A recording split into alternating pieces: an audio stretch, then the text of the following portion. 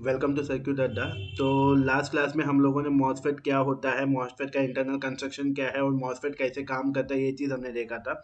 तो आज की क्लास में हम लोग क्या देखेंगे, जो पावर मॉसफेट हम लोग पढ़े थे, इसी को हम लोग शॉर्टकट में पी मॉसफेट भी बोल सकते हैं। लेकिन पावर इलेक्ट्रॉनिक्स में जब भी मैं पी मॉसफेट लिखूंगा तो ये मत कंफ्यूज होना कि ये पी टाइप मॉसफेट है। पावर इलेक्ट्रॉनिक्स में अगर पी मॉसफेट हमें कहीं पे लिखे शॉर्टकट में, इसका मतलब वो होता है पावर मॉसफेट। ठीक है। तो पावर मॉसफेट का आज हम लोग दो चीज़ें पढ़ेंगे। एक हम लोग पढ़ेंगे स्टैटिक कैरेक्टरिस्टिक्स इसका। ठीक है। पावर मॉसफेट का स्टैटिक कैरेक्टरिस्टिक्स पढ़ेंगे और इसका स्विचिंग कैरेक्टरिस्टिक्स पढ़ेंगे। ठीक है। तो पावर मॉसफेट का ये दो चीज़ें पढ़ेंगे, एक हम स्टैटिक कैरेक्टरिस्टिक्स पढ़ेंगे और एक स्विचिंग कैरेक्टरिस्टिक्स पढ़ेंगे।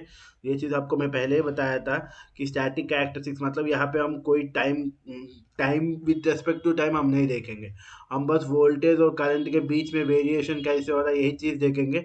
यहाँ पे टाइम का कोई फैक्टर नहीं आता है। लेकिन जब आप स्विचिंग कैरेक्टरिस्टिक्स में आओगे तो यहाँ पे टाइम के साथ वोल्टेज या करंट कैसे वेरी कर रहे हैं, क्योंकि हम जब स्विच ऑन करते हैं तो ऑन करते टाइम या ऑफ करते हैं तो ऑफ करते टाइम वोल्टेज या करंट कैसे वेरी कर रहा है। अगर हम टाइम के साथ इनका वेरिएशन देखेंगे तो उनको हम लोग स्विचिंग कैरेक्टरिस्टिक्स बोलते हैं। और अगर टाइम हम कंसिडर नहीं कर रहे, हम बस वोल्टेज और करंट के बीच में वेरिएशन देख रहे हैं तो इसको हम लोग स्टैटिक कैरेक्टरिस्टिक्स बोलते हैं। ठीक है। तो सबसे पहले हम लोग स्टैटिक कैरेक्टरिस्टिक्स से शुरू करेंगे। ठीक है। तो सबसे पहले हम लोग मॉसफेट का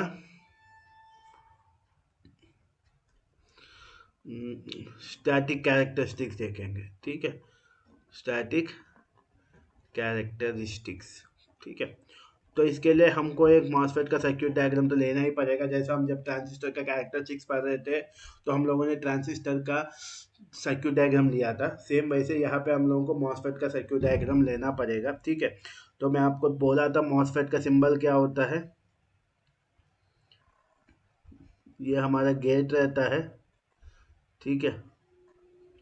और ऐसा डॉटेड दिखाया जाता है। डॉटेड इसलिए दिखाया जाता है क्योंकि ये एनहांसमेंट टाइप मॉसफेट है। यहाँ पे जब हम गेट के पास वोल्टेज देते हैं तब एक एक्स्ट्रा चैनल आके बीच में ऐड होता है। ठीक है। और बीच में ये जो गैप है ये बताता है कि के गेट टर्मिनल कोई भी लेयर से डायरेक्टली कनेक्टेड नहीं है। गेट टर्मिनल और लेयर के बीच में एक SiO2 लेयर है। ठीक है। सिंबल का भी कुछ मतलब होता है। ठीक है। उसके बाद यहाँ पे एक हमारा जो टर्मिनल आएगा ये हमारा ड्रेन होगा और इन दोनों को मिला के यहाँ पे जो टर्मिनल आएगा ये हमारा सोर्स होगा। ठीक है। तो उसके बाद हम लोग ये हमारा गेट टर्मिनल है। ठीक है। तो यहाँ पे हम लोग एक रेसिस्टर लगाएंगे। ये सब करंट लिमिट करने के लिए होता है। ठीक है। या वोल्टेज ड्रॉप करवाने के लिए यहाँ पे एक वोल्टेज लगाएंगे। इस वोल्टेज को हम लोग क्या बोलेंगे, VG बोलेंगे। ठीक है। सेम वैसे ही यहाँ पे भी हम लोग एक रेसिस्टेंस लगाएंगे। इसको भी आप इसको चाहे तो आप RD बोल सकते हो। ठीक है। और यहाँ पे हम लोग एक वोल्टेज लगाएंगे। इस वोल्टेज को हम लोग क्या बोलते हैं, VDD बोलते हैं। और यहाँ पे जो करंट फ्लो कर रहा है इस करंट को हम लोग ID बोलते हैं। ठीक है। ठीक है। और जैसा आपको पता है कि गेट और सोर्स के बीच में जो वोल्टेज रहता है इसको हम लोग VGS बोलते हैं। ड्रेन और सोर्स के बीच में जो वोल्टेज रहता है इसको हम लोग VDS बोलते हैं। ठीक है। अब आप सबको डाउट आएगा कि सर ठीक है आपने सही बोला, आपने ID करंट ड्रा किया और यहाँ पे करंट होता है इसको हम लोग IS करंट बोलते हैं। ठीक है। सोर्स का करंट, ड्रेन का करंट। अब आप लोगों को डाउट आएगा कि गेट का करंट कहाँ गया। ठीक है। आपको क्लियरली बताया था कि हमारा गेट टर्मिनल किसी भी लेयर से कनेक्ट नहीं रहता, क्योंकि बीच में हमारा क्या रहता है, SiO2 लेयर रहता है। तो ये SiO2 लेयर एक इंसुलेटिंग मटेरियल है। ठीक है। सिलिकॉन डाइऑक्साइड का लेयर रहता है तो इसकी वजह से गेट में करंट ना के बराबर फ्लो करता है। ठीक है। करंट ना का बराबर फ्लो करता है। इसलिए गेट का करंट कुछ होता नहीं है। जैसे आप ट्रांजिस्टर में देखे सबसे famous configuration common emitter configuration में, जिसमें इनपुट और आउटपुट के बीच में हमारा एमिटर कॉमन रहता है। सेम वैसे ही मॉसफेट में कॉमन सोर्स कॉन्फ़िगरेशन बोलते हैं, जिसमें इनपुट और आउटपुट के बीच में कॉमन हमारा सोर्स रहता है। ठीक है, ये इधर साइड हमारा इनपुट हो गया, इधर साइड हमारा आउटपुट हो गया। तो जैसे आप ट्रांजिस्टर में देखे हो, आपका जो कैरेक्टरिस्टिक्स होता है वो हमारा इनपुट कैरेक्टरिस्टिक्स आउटपुट कैरेक्टरिस्टिक्स बोलते हैं। लेकिन यहाँ पे आप लोग इनपुट और आउटपुट कैरेक्टरिस्टिक्स नहीं बोल पाओगे। क्यों नहीं बोल पाओगे? क्योंकि आप जब ट्रांजिस्टर में देखे थे, जब आप बीजेटी में देखे थे, बीजेटी में अगर मैं आपसे पूछूं इनपुट कैरेक्टरिस्टिक्स किस किस के बीच में हम लोग प्लॉट करते हैं, तो आप बता दोगे कि सर बेस एमिटर वोल्टेज और बेस करंट के बीच में अगर हम देखेंगे तो उसको इनपुट कैरेक्टरिस्टिक्स बोलेंगे, और आउटपुट कैरेक्टरिस्टिक्स मतलब कलेक्टर एमिटर वोल्टेज और कलेक्टर करंट के बीच में। ठीक है, तो यहाँ पे base current, base emitter voltage, collector emitter voltage, collector current है। तो ये दोनों इनपुट की साइड है, इसलिए इनको इनपुट कैरेक्टरिस्टिक्स बोलेंगे। ये दोनों आउटपुट की साइड है तो आउटपुट कैरेक्टरिस्टिक्स बोलेंगे। लेकिन अगर मैं आपसे बोलूँ मॉसफेट में हमको इनपुट कैरेक्टरिस्टिक्स चाहिए, कहाँ से लाओगे? इनपुट करंट, इनपुट की साइड देखोगे तो वोल्टेज है, वोल्टेज क्या है आपका? VGS। और इनपुट की साइड करंट बताओ, IG करंट है? IG करंट नहीं है। तो जब आपका IG करंट है नहीं, तो आप VGS वर्सेस IG के बीच में कर्व तो प्लॉट नहीं कर पाओगे। जब आप इनपुट वोल्टेज और इनपुट के करंट के बीच में कर्व प्लॉट ही नहीं कर पा रहे हो, तो आपका इनपुट कैरेक्टरिस्टिक्स नाम का कोई चीज़ नहीं होता है। ठीक है, तो इसलिए हम लोग क्या देखते हैं जब हम लोग इनपुट की साइड में हमको कुछ करना है, तो हम लोग क्या करेंगे, इनपुट वोल्टेज लेंगे। इनपुट वोल्टेज हमारा क्या है?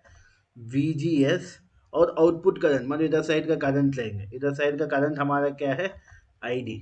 तो अगर आप VGS वर्सेस ID के बीच में कर्व प्लॉट कर रहे हो, तो इसको हम लोग क्या बोलते हैं? Transfer characteristics. इसको हम लोग बोलते हैं ट्रांसफर कैरेक्टरिस्टिक्स। ठीक है, इसको हम लोग ट्रांसफर कैरेक्टरिस्टिक्स में हम लोग इनपुट साइड का एक वोल्टेज लेते हैं, आउटपुट साइड का एक करंट लेते हैं। ठीक है, तो अब क्या है, अब हम लोग प्लॉट करने की कोशिश करेंगे। तो वाई एक्सिस पे हम लोग वोल्टेज लेंगे जो कि हमारा VGS था, और सॉरी एक्स एक्सिस पे, और वाई एक्सिस पे हम लोग करंट लेंगे जो हमारा ID करंट था। ठीक है, तो अब हम लोग कर्व प्लॉट करेंगे। ठीक है, ये हमारा वेरिएबल वोल्टेज होता है, तो इसको पहले जीरो से शुरू करेंगे, जीरो से बढ़ाते जाएंगे, कोई करंट नहीं फ्लो करेगा, क्योंकि आपको मैं बताया हूँ कि मॉसफेट में करंट तभी फ्लो करेगा जब आप गेट के पास वोल्टेज दोगे। ठीक है, जैसे आप गेट के पास वोल्टेज दोगे, आपको पता है कि मॉसफेट में क्या होता है, इधर एक एन चैनल रहता है, इधर एक एन चैनल रहता है, और जब गेट के पास आप वोल्टेज दोगे, इन दोनों एन चैनल्स के बीच में इलेक्ट्रॉन्स आके जमा हो जाएंगे और एक टेम्पररी एन चैनल बनेगा, तब जाके इसमें करंट फ्लो करेगा, तब जाके ड्रेन और सोर्स के बीच में करंट फ्लो करेगा। ठीक है, अब ये यहाँ पे कुछ इलेक्ट्रॉन्स आके जमना है, ये नहीं कि एक इलेक्ट्रॉन दो इलेक्ट्रॉन आएंगे तो वहाँ पे काम नहीं बनेगा। वहाँ पे काम बनने के लिए थोड़ा ज़्यादा इलेक्ट्रॉन्स चाहिए, तो ज़्यादा इलेक्ट्रॉन्स आने के लिए थोड़ा बहुत वोल्टेज लगाना पड़ेगा, ताकि यहाँ पे इतना इलेक्ट्रॉन्स आए, यहाँ पे आपको दो एन लेयर के बीच में इतने इलेक्ट्रॉन्स आए कि यहाँ पे भी एक टेम्पररी चैनल जैसा बने। तो उतना इलेक्ट्रॉन्स आने के लिए एक मिनिमम वोल्टेज चाहिए, तो वो मिनिमम वोल्टेज को हम लोग क्या बोलते हैं? VGST, volt gate to source voltage threshold. इसको हम लोग एक थ्रेशोल्ड वोल्टेज बोलते हैं। ठीक है, ये क्या होता है? ये एक मिनिमम वोल्टेज होता है। जब तक आप गेट के पास यहाँ पे जब तक आप उतना मिनिमम वोल्टेज यहाँ पे आप अप्लाई नहीं करोगे, तब तक ये आपका मॉसफेट ऑन नहीं होगा। मतलब ये दोनों एन चैनल्स के बीच में एक टेम्पररी इलेक्ट्रॉन्स आके यहाँ पे इकट्ठा होके एक टेम्पररी चैनल नहीं बना पाएंगे। मतलब वहाँ पे टेम्पररी चैनल बनने के लिए कुछ नंबर ऑफ इलेक्ट्रॉन्स चाहिए, कुछ नंबर ऑफ इलेक्ट्रॉन्स। यहाँ पे कितने इलेक्ट्रॉन्स आएंगे, दो एन चैनल्स के बीच में कितने इलेक्ट्रॉन्स आएंगे, वो कौन डिसाइड करेगा? आपका गेट के पास वोल्टेज डिसाइड करेगा। तो अब गेट के पास इतना मिनिमम वोल्टेज चाहिए कि यहाँ पे एक टेम्पररी चैनल बन सके, तो उसी मिनिमम वोल्टेज को हम लोग क्या बोलते हैं? VGST बोलते, तब वोल्टेज बढ़ाते गए और एक मिनिमम वोल्टेज से ऊपर गए, तब जाके यहाँ पे क्या होगा, एक temporary channel sufficient number of electrons की वजह से यहाँ पे एक टेम्पररी चैनल बनेगा, उसके बाद ड्रेन से सोर्स के बीच में करंट फ्लो करने लगेगा। और जैसे आप VGS, उसके बाद आप जब VG को बढ़ाते जाओगे तो यहाँ पे ज़्यादा से ज़्यादा इलेक्ट्रॉन्स आके जमेंगे, ज़्यादा से ज़्यादा करंट आपका फ्लो करेगा, तो ये आपका कर्व ऐसा आएगा। ठीक है, समझ गए? मतलब जब आप मॉसफेट देखोगे तो मॉसफेट में आप देखे होगे, जब मैं आपको बताया था, ये सिंपल वाला बता रहा हूँ, पी सबस्ट्रेट है और यहाँ पे एक एन चैनल था, यहाँ पे एक एन चैनल था, ठीक है, और यहाँ पे एक सिलिकॉन लेयर था और यहाँ पे हमारा गेट टर्मिनल था, ये हमारा सोर्स था और यहाँ पे ऐसे ही कुछ था, है ना, ड्रेन था। तो जब आप, ये ड्रेन था, ये सोर्स था, ठीक है, जब आप यहाँ पे कोई वोल्टेज नहीं लगाओगे, यहाँ पे कोई इलेक्ट्रॉन नहीं जम रहा था, यहाँ पे जब आप वोल्टेज लगाओगे कुछ इलेक्ट्रॉन्स आके जमाएंगे, लेकिन यहाँ पे कुछ नंबर ऑफ इलेक्ट्रॉन्स चाहिए, एक दो से काम नहीं चलेगा, तो कुछ कितना चाहिए, कुछ नंबर ऑफ इलेक्ट्रॉन्स चाहिए ताकि यहाँ पे एक और एन चैनल बन जाए, दोनों के बीच में इतने इलेक्ट्रॉन्स आ जाए कि यहाँ पे भी एक एन चैनल जैसा बन जाए। तो उतना इलेक्ट्रॉन्स आने के लिए आपको sufficient amount of voltage gate के पास लगाना पड़ता है, तो उस वोल्टेज को हम लोग क्या बोलते हैं, VGST थ्रेशोल्ड वोल्टेज। इसके ऊपर अब जैसे जैसे वोल्ट, उसके बाद क्या होगा, यहाँ पे इतने इलेक्ट्रॉन्स आ जाएंगे कि एक पाथ बन जाएगा और जिसमें करंट फ्लो करने लगेगा। और अगर आप VG को और बढ़ाते जाओगे, उसके ऊपर बढ़ाते जाओगे, तो यहाँ पे ज़्यादा से ज़्यादा इलेक्ट्रॉन्स आएंगे और ज़्यादा से ज़्यादा करंट फ्लो करेगा, ठीक है।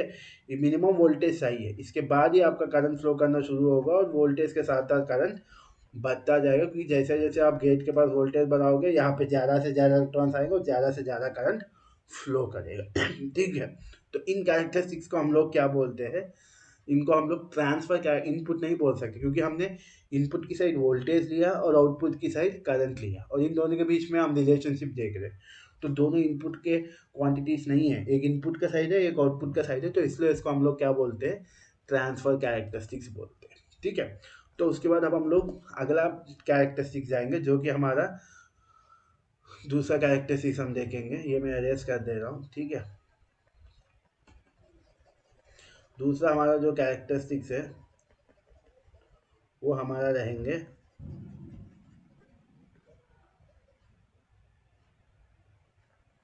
ठीक है, दूसरा जो कैरेक्टरिस्टिक्स हमारा रहेंगे वो हमारा रहेंगे, वो आउटपुट कैरेक्टरिस्टिक्स ही रहेंगे, ठीक है वो आउटपुट कैरेक्टरिस्टिक्स ही रहेंगे, क्योंकि इनपुट, दो input, input voltage input current का पॉसिबिलिटी नहीं था, क्योंकि इनपुट करंट था नहीं, लेकिन आउटपुट वोल्टेज आउटपुट करंट हमारे पास है, VDS वर्सेस ID, दोनों VDS और ID दोनों हमारे पास है, तो हम आउटपुट कैरेक्टरिस्टिक्स आराम से प्लॉट कर सकते हैं, ठीक है, क्योंकि अब मैं आउटपुट वोल्टेज दूंगा और आउटपुट करंट दूंगा, ठीक है। तो फिर से हम लोग ग्राफ लेंगे एक, ठीक है, और एक्स एक्सिस पे हम लोग लेंगे VDS और वाई एक्सिस पे हम लोग लेंगे ID, ठीक है। अब हम लोग देखेंगे तो ये जो आउटपुट कैरेक्टरिस्टिक्स है, ये इसके लिए जैसा आप, ये सेम आपका ट्रांजिस्टर जैसे रहता है, BJT की जैसे ही, लेकिन BJT में हम IB को कांस्टेंट रखते हैं। तो यहाँ पे हम VG, फॉर एग्जांपल मान लो मैं VG को अभी सेट करके रखा हूँ 2 वोल्ट, ठीक है। तो उसके बाद आप यहाँ पे VDD को वेरी करिए, जब आप VDD को वेरी करोगे तो ये VDS भी वेरी होगा और VDS के साथ साथ ID वेरी होगा, क्योंकि आप गेट के पास बहुत कम वोल्टेज लगाए हो, तो यहाँ पे रिवर्स बायस की वजह से करंट धीरे धीरे धीरे धीरे बढ़ेगा, ठीक है, धीरे धीरे बढ़ेगा, उसके बाद ये क्या हो जाएगा, कांस्टेंट हो जाएगा, उसके बाद और बढ़ाते जाओगे तो फिर से ब्रेक डाउन हो जाएगा, ठीक है। तो ये जो है, ये हमारा फॉर एग्जांपल मान लो VG 2 वोल्ट के लिए, ठीक है। इस बार मैं VG को कितना सेट किया हूँ, 4 वोल्ट सेट किया हूँ फॉर एग्जांपल। उसके बाद फिर से VDD को 0 से लेके बढ़ा रहा हूँ, तो धीरे 0 से लेके बढ़ाऊंगा तो ये भी धीरे धीरे धीरे धीरे बढ़ेगा, उसके बाद कांस्टेंट हो जाएगा, उसके बाद और बढ़ाओगे तो ब्रेक डाउन हो जाएगा। ये जो है, ये हमारा VG is equal to 4 volt, मतलब अगर आप इनपुट वोल्टेज को ज़्यादा सेट करोगे, उसके बाद आप आउटपुट वोल्टेज को वेरी करोगे, तो आउटपुट वोल्टेज के साथ साथ आपका आउटपुट, ये कर्व ऊपर शिफ्ट होने लगेगा, ठीक है।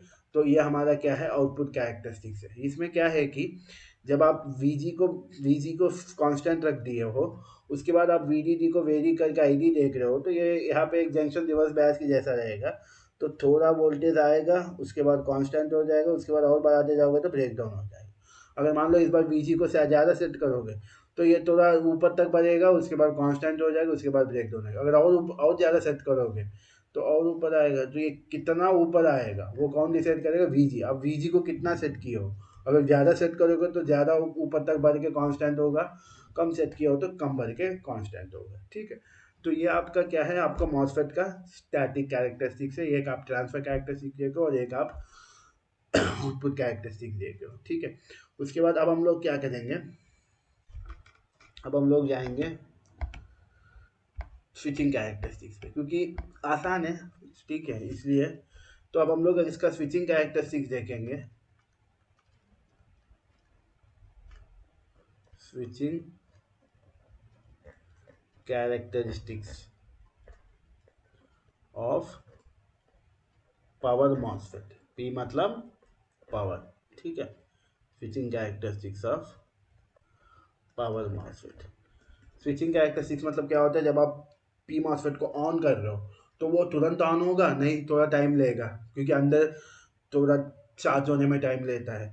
और वैसे ही जब आप ऑफ करोगे तुरंत ऑफ नहीं होगा, थोड़ा टाइम लेता है ऑफ होने में। तो ये ऑफ ऑन होने में जो टाइम ले रहा है, उस टाइम में हो क्या रहा है आपके मॉसफेट के अंदर, अगर आप ये चीज़ देखना चाहते हो तो इसी को हम लोग क्या बोलते हैं, स्विचिंग कैरेक्टरिस्टिक्स बोलते हैं। ठीक है, तो ये स्विचिंग कैरेक्टरिस्टिक्स समझने के लिए मुझे यहाँ पे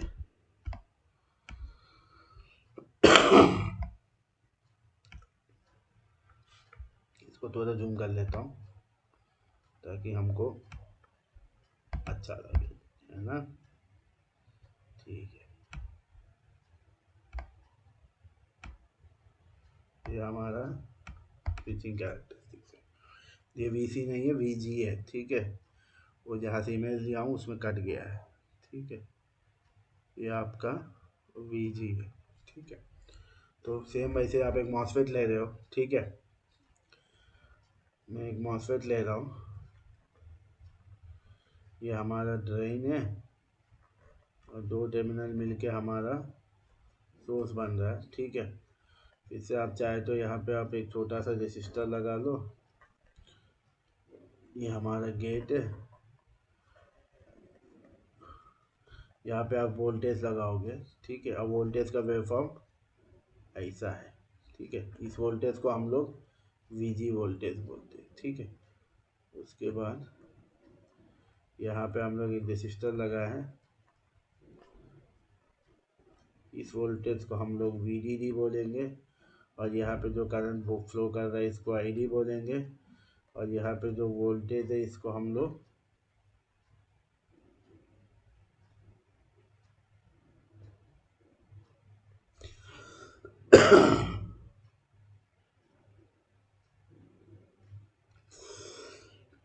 वीडीएस बोलेंगे। ठीक है, तो स्टार्टिंग में जीरो से पहले अगर आप देखोगे, जीरो से पहले अगर आप देखोगे तो हम कोई वोल्टेज नहीं दिए गेट के पास, हमारा मॉसफेट ऑफ था। ठीक है, उसके बाद हम लोग क्या किए, जीरो के बाद हमने यहाँ पे वोल्टेज लगाया। ठीक है, कितना वोल्टेज लगाया, V1 वोल्टेज लगाया, पॉजिटिव वोल्टेज, क्योंकि मॉसफेट में नेगेटिव वोल्टेज लगाने का कोई मतलब नहीं है। पॉजिटिव वोल्टेज दोगे तो ऑन करेगा, वोल्टेज हटाओगे तो ऑफ करेगा। नेगेटिव वोल्टेज को होने से कोई मतलब नहीं है, तो इसलिए हम पी मॉसफेट में कोई नेगेटिव वोल्टेज गेट के पास नहीं लगाते। ठीक है, तो हमने जैसे V1 वोल्टेज दिया, ठीक है, ये ऑन होने के लिए ये यहाँ का वोल्टेज देखता है, गेट और सोर्स के बीच में ये वाला वोल्टेज देखता है, VGS।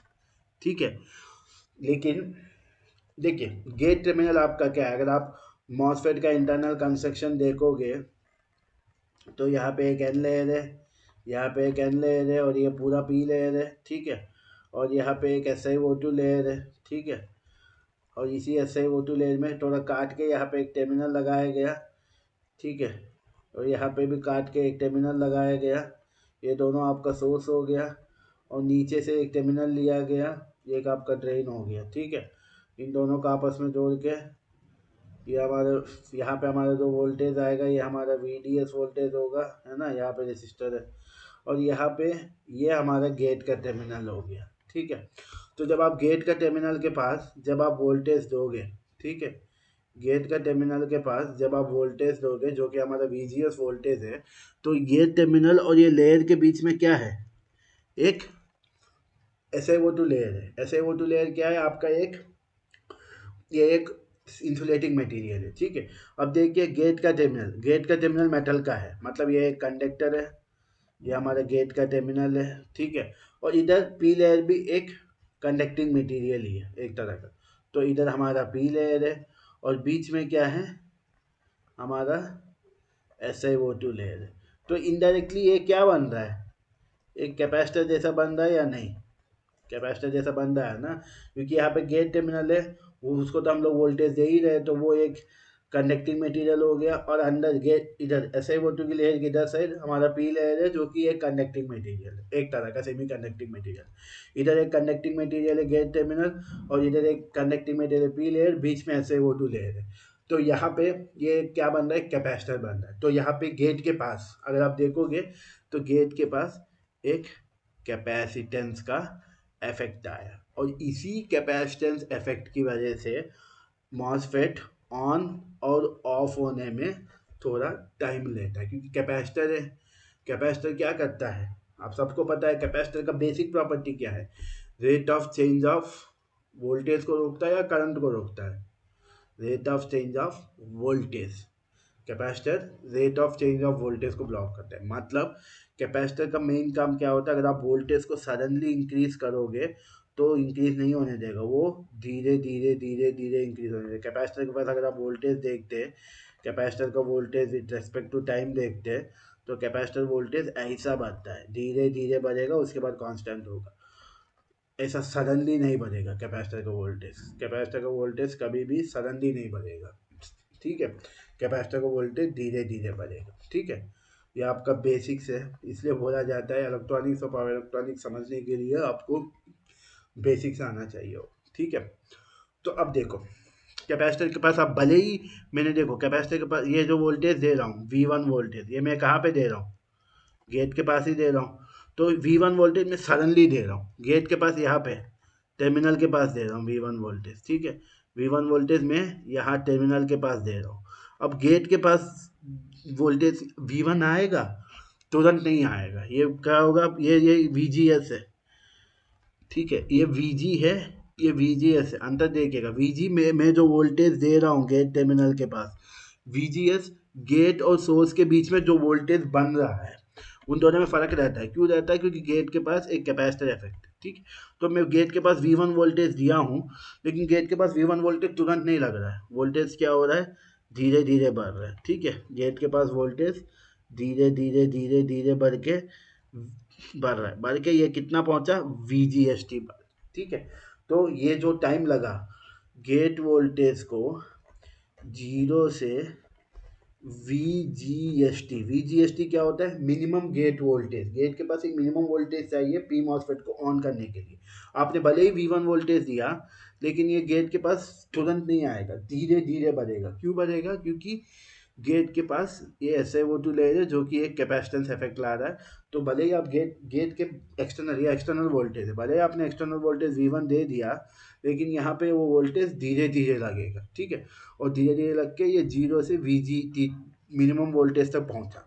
इतना पहुँचने में जो टाइम लगा, इस टाइम को हम लोग क्या बोलते हैं, TDN, जो हमारा होता है ऑन डिले टाइम, ठीक है, ऑन डिले टाइम होता है। इस टाइम में क्या होता है, हमारा जो गेट के पास वोल्टेज है वो जीरो से धीरे धीरे बढ़ के, क्योंकि अल्टीमेटली ये गेट के पास वोल्टेज को V1 तक जाना है, क्योंकि हमने यहाँ पे V1 वोल्टेज दिया, तो ये VG गेट के पास वोल्टेज को V1 बजाना है, लेकिन वो तुरंत नहीं जाएगा, धीरे धीरे जाएगा।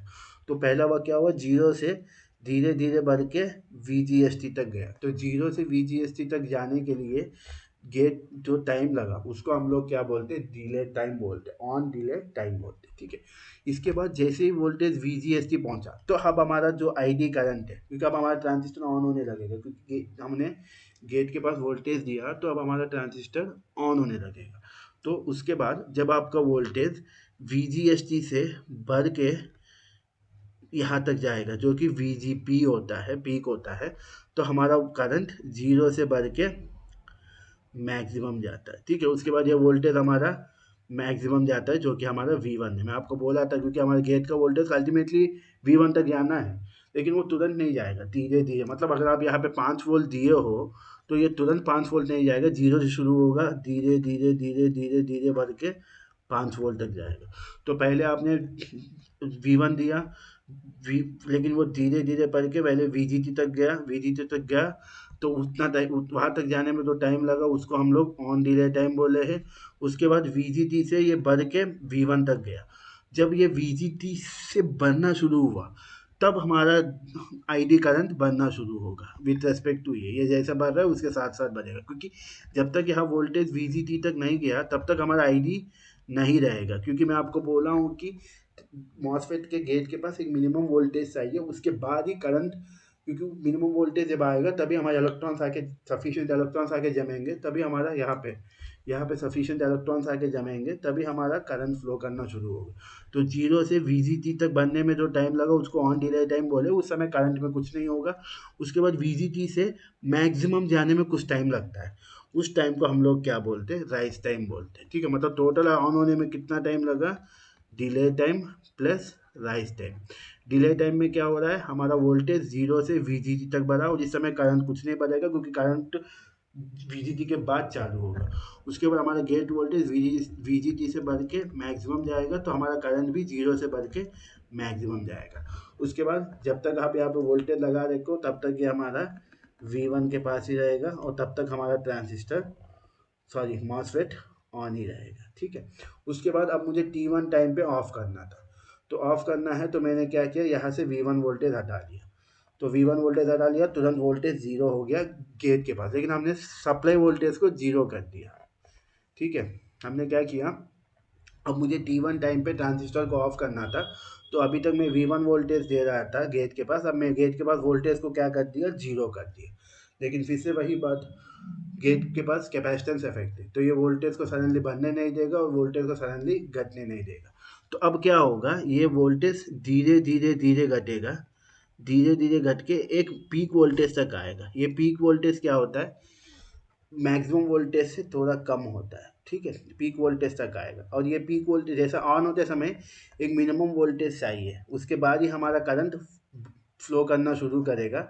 सेम वैसे ही ऑफ होते समय एक मैक्सिमम वोल्टेज चाहिए, उस वोल्टेज से नीचे आते ही हमारा करंट ऑन ऑफ होने का प्रोसेस शुरू होता है। ठीक है, जैसा गेट के पास एक मिनिमम वोल्टेज चाहिए ऑन होने का प्रोसेस शुरू होने के लिए, जिसको हम लोग VGST बोले हैं, क्योंकि जब हमारा गेट के पास वोल्टेज VGST पार करेगा तभी हमारा मॉसफेट ऑन होना शुरू होगा और करंट धीरे धीरे बढ़ रहा था, है ना। सेम वैसे ही ऑफ करते समय एक एक वोल्टेज चाहिए होगा ऊपर भी, इस वोल्टेज को हम लोग क्या बोलते हैं, VGSP, पीक वोल्टेज बोलते हैं। इस वोल्टेज के बाद जब हमारा वोल्टेज गिरने लगेगा तब हमारा आईडी करंट भी गिरना शुरू होगा। ठीक है, उसके बाद ये वोल्टेज धीरे धीरे धीरे धीरे करके VGST पहुंचेगा।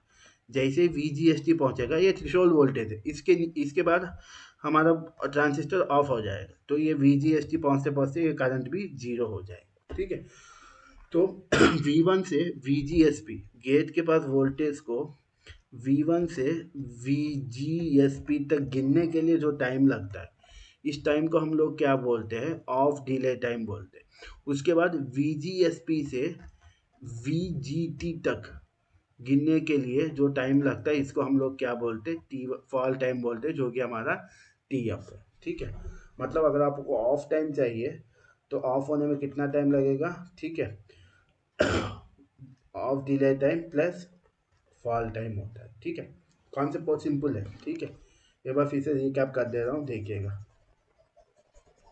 ठीक है, क्विक रिकैप कर रहा हूँ, देखिएगा।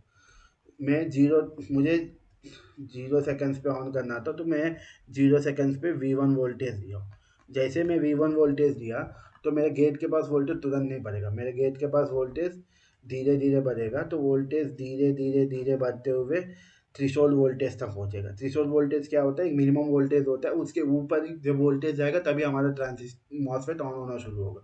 तो 0 से थ्रेशोल्ड तक पहुंचने के लिए जो टाइम लगा उस टाइम को हम लोग क्या बोलते हैं, ऑन डिले टाइम बोलते हैं। इसके बाद जब ये वोल्टेज VGST से बढ़ के मैक्सिमम जाएगा तब हमारे इसके बाद ही हमारा आईडी करंट फ्लो करना शुरू। इससे पहले आईडी करंट, जब तक आपका वोल्टेज VGST नहीं पहुंचेगा तब तक कोई आईडी करंट नहीं। VGST से जब मैक्सिमम जाएगा तब हमारा करंट भी बढ़ते बढ़ते मैक्सिमम जाएगा। तो ये जो VGST से करंट मैक्सिमम जाने में जो टाइम लगा इसको हम लोग बोलते हैं राइज टाइम। तो on delay time plus rise time दोनों को मिला के ऑन टाइम बोलते हैं, ठीक है। उसके बाद जब तक आप V1 वोल्टेज लगाए तब तक हमारा मॉसफेट ऑन रहेगा, ठीक है, तब तक हमारा आईडी करंट फ्लो करता रहेगा।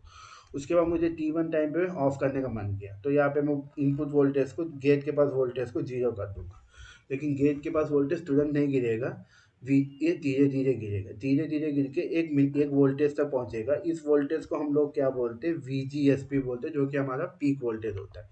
तो ये मैक्सिमम से V1 से गिर के VGSP तक आने में जो टाइम लगता है, इस टाइम को हम लोग क्या बोलते हैं, ऑफ डिले टाइम बोलते हैं, क्योंकि पीक तक गिरने के बाद ही हमारा ऑफ प्रोसेस शुरू होगा। तो अब पीक के बाद जब हमारा वोल्टेज उससे नीचे आना शुरू होगा तो हमारा करंट भी गिरना शुरू होगा। उसके बाद वोल्टेज गिरते गिरते गिरते ये VGST तक पहुंचेगा, VGST के बाद तो यहाँ तक आते आते हमारा करंट 0 हो जाएगा। उसके बाद जब वोल्टेज VGST से और नीचे गिरेगा तो अब ट्रांजिस्टर हमारा मॉसफेट कम्प्लीटली ऑफ पोजीशन में आ जाएगा, क्योंकि VGST के ऊपर ऑन होता है, VGST के नीचे ऑफ हो जाता है, ठीक है। VGST के ऊपर जाते ही ऑन होने का प्रोसेस शुरू होता है और मैक्सिमम जाके रुक जाता है। उसके बाद गिरते समय VGSP पे आते ही ऑफ प्रोसेस शुरू होता है और VGT के नीचे ऑफ हो जाता है, ठीक है। तो यहाँ पे VGSP से VGST तक गिरने में जो टाइम लगा उसको ऑफ डिले टाइम बोलते हैं। तो of time equal of delay time थे फॉल टाइम, ठीक है। मैक्सिमम से VGSP तक गिरने का जो टाइम है उसको ऑफ डिले टाइम, VGSP से VGT तक मतलब इनडायरेक्टली बोलना है तो मिनिमम यहाँ इधर साइड देखेंगे तो 0 से VGST तक बनने में जो टाइम लगा वो ऑन डिले टाइम है। उसके बाद जब आपका करंट बनना शुरू हुआ और मैक्सिमम पहुंचा तो करंट को 0 से मैक्सिमम पहुंचने में जो टाइम लगा उसको राइज टाइम बोल दो। उसके बाद मैक्सिमम से VGSP तक गिरने का जो टाइम लगा उसको ऑफ डिले टाइम बोलो। VGSP से VGST तक या करंट को मैक्सिमम से 0 तक गिरने में जो टाइम लगा उसको ऑफ टाइम बोलो। तो ये आपका क्या है, मॉसफेट का स्टैटिक कैरेक्टरिस्टिक्स और स्विचिंग कैरेक्टरिस्टिक्स है, ठीक है। तो अगले लेक्चर में हम लोग मॉसफेट का एप्लीकेशंस देखेंगे और BJT और मॉसफेट के बीच में बेसिक डिफरेंसेस क्या है ये चीज़ हम लोग देखेंगे।